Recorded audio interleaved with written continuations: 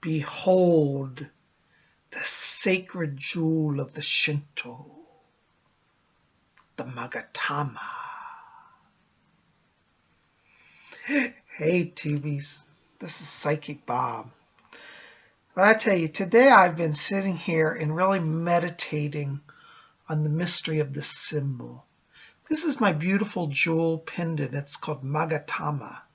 This is a treasure that's sacred to the Shinto faith.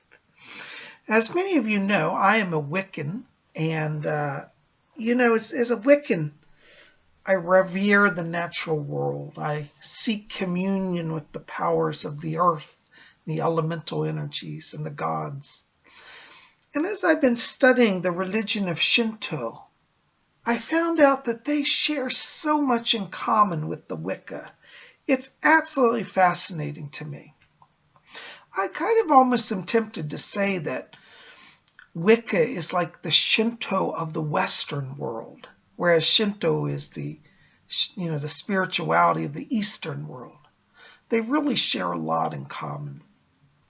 Shinto comes from the Chinese words Shen Dao, which means way of the gods. Dao means way. And then they Japanicized it, and it became Shinto. But it really comes from the Chinese word. You know, it's Sunday today. I've been out walking. It's such a beautiful day, and I put on my beautiful sun shirt. Can you guys see this? Isn't this cool? And this shirt is, for me, what I like to wear. This is kind of my way of doing weather magic. When I want some warm weather, I bring out the sun shirt. And I tell you, like literally either the day I wear it or in just a few days following it, the weather turns beautiful. So I put this shirt on this morning, and it was pretty cold. It's still a little cool, but it's getting just a bit warmer, and the sky is bright and clear.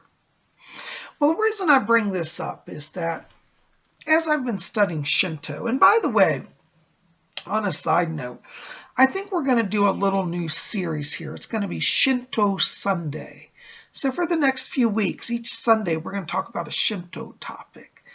Because I think for those of you, particularly those of you who study Wicca, if you start to explore the mysteries of Shinto, you'll find that East meets West in such a profound and mystical way.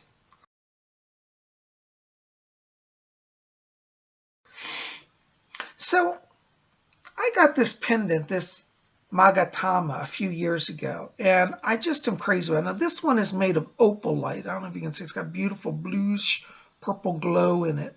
It's made of an opal-like stone called opalite. And this is a sacred symbol. Now, Magatamas can be made really of any stone. In ancient ways, they were mostly made of jade, but they were also made of agate and quartz and all sort of things.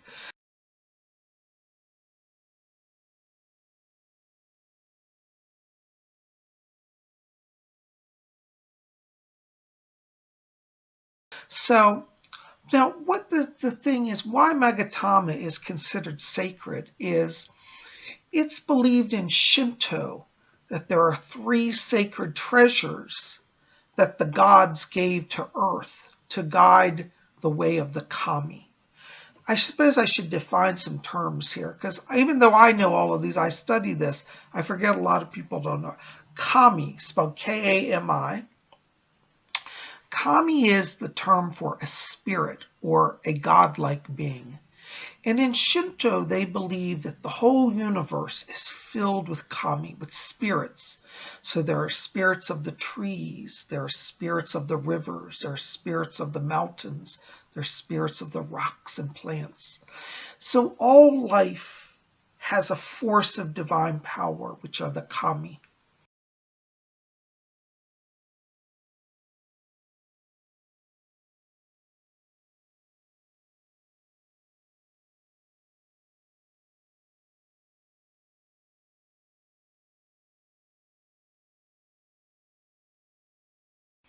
And humans too are part of the kami. They believe that when we die, we ascend into the spiritual realms. And as our mind is purified and clear, filled with light, we ascend through the ranks of the kami. Very much like what my spirit guides say in the seance about the divine light being in the soul. I think they're right about that. And so Shinto has this concept of being purified and moving through clarity of soul and mind. Well, anyways, it's a long story. We're going to have to spend a few weeks getting in this, but today we're going to just narrow it down and focus on the Magatama. As I said, there are 3 treasures that were given to the earth in the Shinto faith, and that is the sword, the mirror, and the jewel. And the jewel that was given by the gods to the earth was called the Magatama. The imperial family in Japan possess a beautiful jeweled necklace of a Magatama similar to this. I think theirs is made of jade. But the Magatama was believed to be given to the imperial family by the sun goddess Amaterasu Omikami. And Amaterasu is the great mother. She is the goddess. And they believe that she is the primal goddess that governs the earth and all life on it. And she gave to the imperial family this symbol, this Magatama. And the Magatama stands for her gift of life to the universe. The Magatama is believed to actually be a spiral. It is, if you study its form, it's like an unfurling. And it's believed that the entire cosmos began as kind of a lump of matter that started to spiral into creation. And that all life follows this pattern. I've been reading a wonderful book called The Looking Glass God. And this is a book about how Shinto and science interface. Very fascinating. I recommend this if you can find it. It's an older book. I don't know if it's still in print. Mine's from like 1970. But it's called The Looking Glass God. And I wanted to read to you about the treasure of the Magatama jewel. Okay. Now, let me just show you here. Here's a picture of the Magatama. And this is what I was talking about, the spiral. Like it's like the whole universe coming out and forming. So the Magatama is the beginning of the spiral. Okay, this is one of the treasures of Shinto. It's called the jewel. The second imperial treasure is the Magatama, a jewel cut into the shape depicted in figure 29. Again, it's that figure. By further elaborating upon it, we can emphasize its spiralic structure. The Magatama is believed to be the fundamental structure of creation. Ultimately, all things, phenomena, and beings may be described by and analyzed into this shape.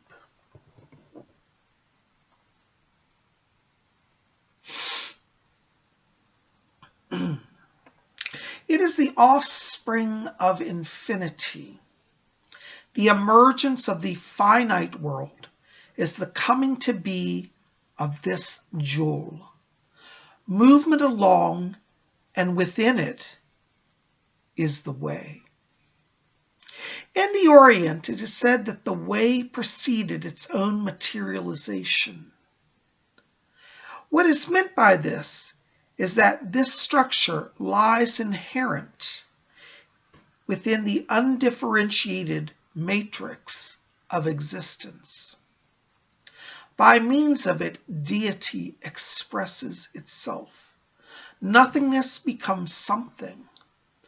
Since the law is inherent in infinity, materialization and all other processes can follow only in its precepts. If in our imagination we were to go back to the beginningless beginning, we would find the dark, endless expanse of infinity. Within it we would observe, sprouting like a reed shoot, the formation of this spiral.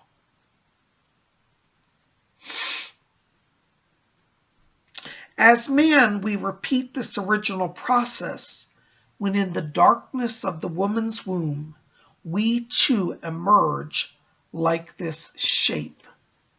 And it says, see figure 30. Now here is the beginning of an embryo.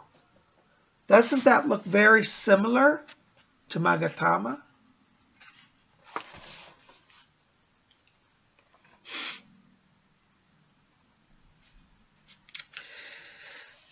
Each man repeats, or woman, each person, repeats the entire story of creation within his own biological lifetime.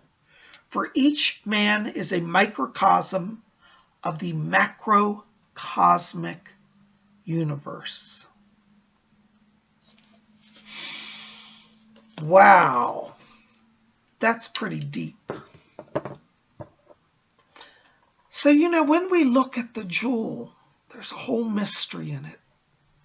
I think this is a profound spirituality, this Shinto, that something so simple as the shape speaks such profound truths. This Magatama is also believed to be found in the ancient Chinese tradition of Taoism. For many of you have seen the yin-yang. Let me put that up here for you.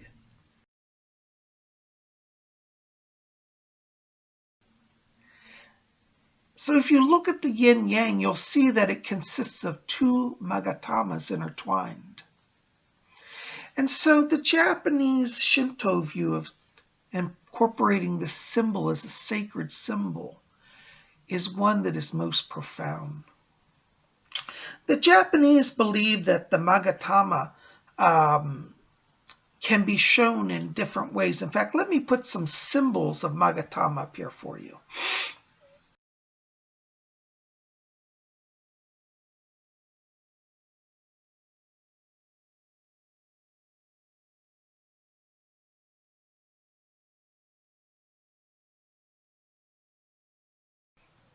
Sometimes the Magatama is shown as 3 Magatamas, 2 Magatamas, or 1 Magatama.